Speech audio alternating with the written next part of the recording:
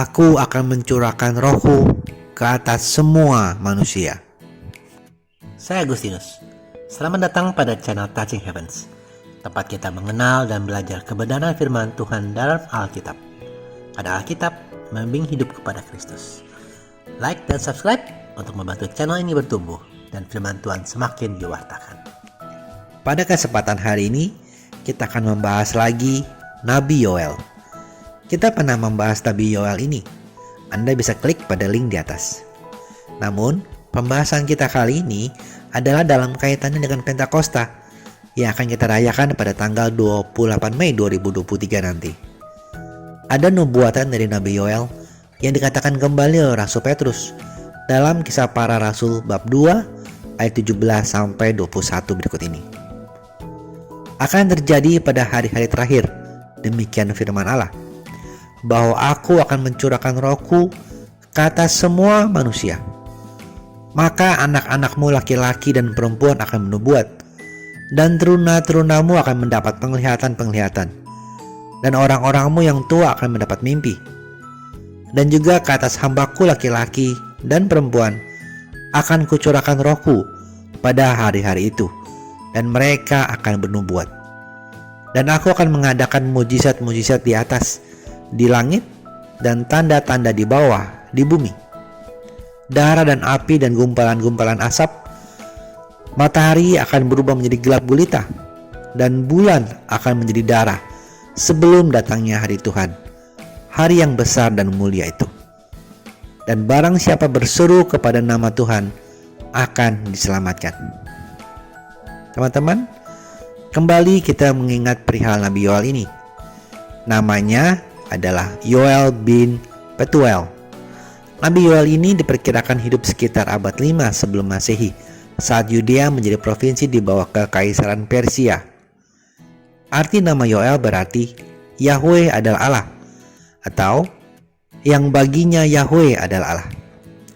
Kitab Yoel tidak panjang, hanya 3 bab, berisikan nubuatan-nubuatan yang datang kepada Nabi Yoel dengan tema besar, yaitu datangnya hari Tuhan. Karena kedatangan hari Tuhan ini sangat dahsyat, bahkan sebelum hari Tuhan datang, Nabi Yoel menceritakan tentang bencana, darah dan api, gumpalan-gumpalan asap, matahari menjadi gelap gulita, bulan menjadi darah. Maka Nabi Yoel mengajak seluruh umat untuk bertobat. Menarik bahwa Rasul Petrus mengatakan kembali nubuatan Nabi Yoel ini, karena di peristiwa Pentakosta pertama, sungguh roh Allah dicurahkan ke atas semua manusia. Ini adalah kegenapan dari nubuatan Nabi Yoel itu. Karena Roh Kudus ini adalah karunia Allah yang dapat kita terima dengan iman kepada Tuhan Yesus Kristus. Kata kunci di sini adalah dengan iman kepada Tuhan Yesus Kristus. Di masa Perjanjian Lama, hanya para nabi atau pahlawan yang mendapat urapan, yang bisa mendapat kuasa Allah. Tapi setelah Pentakosta pertama ini, Roh Kudus dicurahkan kepada semua orang yang beriman kepada Tuhan Yesus Kristus. Dengan Roh Kudus, maka kita diberikan kuasa untuk menjadi saksi akan kebangkitan dan keselamatan bagi kita dalam Tuhan Yesus Kristus. Teman-teman, apa artinya dan bagaimana cara menjadi saksi ini?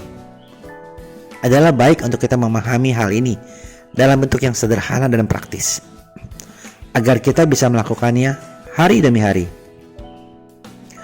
Menjadi saksi berarti menunjukkan kepada orang di sekitar kita perubahan hidup yang kita alami karena kerja kuasa Roh Kudus. Perubahan cara berpikir dan dari pesimis menjadi atau negatif menjadi optimis atau positif. Perubahan perkataan kita yang penuh dengan kata-kata yang membangun, menghibur, bahkan inspiratif. Terutama mengucap syukur pada Allah atas segala sesuatu. Juga perubahan tindakan kita. Misalnya dari yang suka marah-marah menjadi lebih sabar, dari yang suka telat menjadi disiplin waktu, atau dari yang tidak bisa dipercaya atau dipegang omongannya menjadi pribadi yang berintegritas dan terpercaya.